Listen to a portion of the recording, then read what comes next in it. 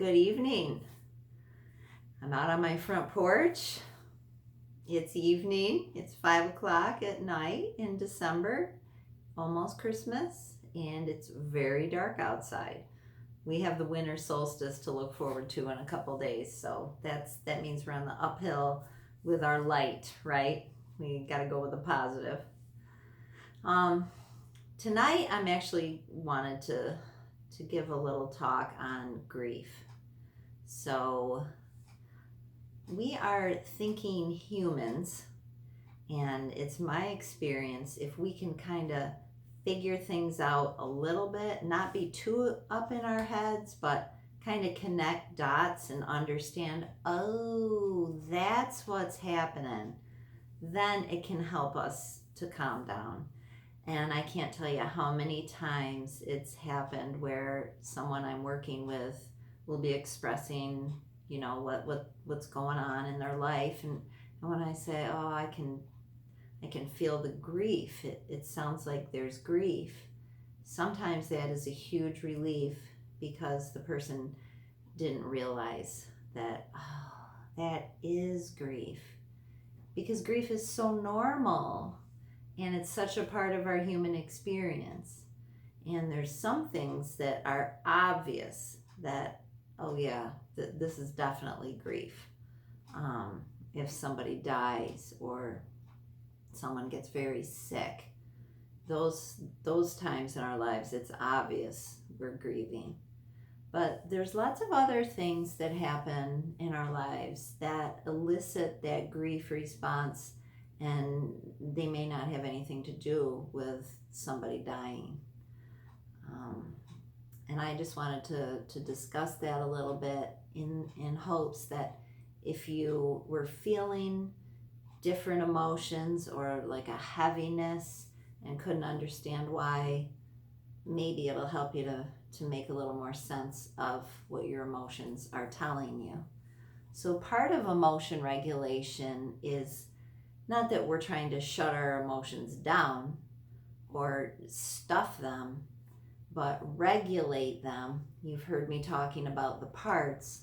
I'm not going to get into the parts too much tonight. It's more emotional upheaval, or a collision of emotions, as I call them.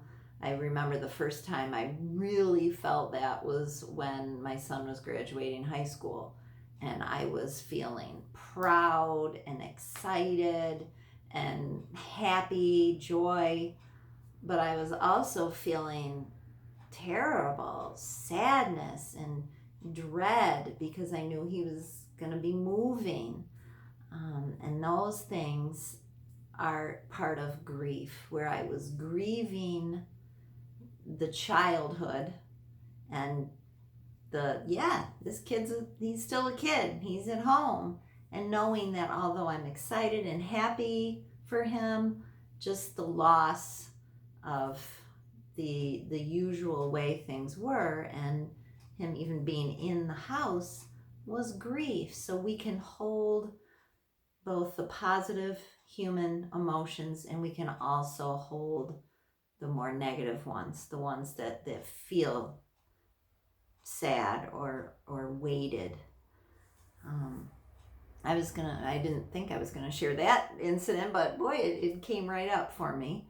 I was going to share when my mentor, Mary Griswold, who, if it weren't for her, I wouldn't be here in private practice. She was very inspirational in my journey. And when I was working at an agency, I'd graduated, and just on the phone with her once in a while. When I got the phone call that day and was standing in my office, busy, had people to see, things to do, and I got that news that Mary has died, I hit the floor. So that utter collapse, we're talking about the different parts of our nervous system, and to have utter collapse is that dorsal vagal, where it's just like fetal position, like a pill bug, and the dorsal, my back, you might see. We can feel that with grief. this season with the pandemic and the change in how we might be wanting to get together with people, for many of us, it's going to look very different this holiday. It already does look very different. So recognizing that big change is very much a part of grieving too. Sometimes there's grief for positive things, like you leave a job because you have goals and you're going to a new job, and then you wonder, why aren't I so excited? Or why? Maybe again, it's both. You're excited about the new opportunity, but there's grief in the identity that you're leaving behind, the people, your routine, things like that. Objects even can hold special meaning because they remind us of people that maybe aren't in our lives anymore. I know just recently, again, my example, I had a big bag of dog food and a little tin scoop cup in it. The dog food, my poor puppy threw up on it, didn't like it at all. So I took it back to the store. They graciously took it back. And then I think it was a couple days later, I was like, oh, my cup. I left my cup in the bag. And for anybody else, it was this old, rusted on the bottom, beat up, old-fashioned cup. Well, it was my grandmother's cup, like a measuring cup. I felt such sadness. I even called up the store and went there. Can somebody go out in the warehouse? Maybe that bag is still out there. They actually went and looked and told me they couldn't find the cup. So that was a grief. Can I get a new cup? Absolutely. But did it remind me of my grandma? Absolutely. And that's where the sadness is. And again, I invite you to notice what your nervous system is doing. I can feel that even talking about it. You can probably hear it in my throat. My mouth gets a little, like I might cry. I don't want to because I'm doing a YouTube video. But you can feel it in your eyes. You can feel it in your voice, the throat, the heart, the lungs. But if we sit with it, maybe look at the pretty green lights, I can regulate back down.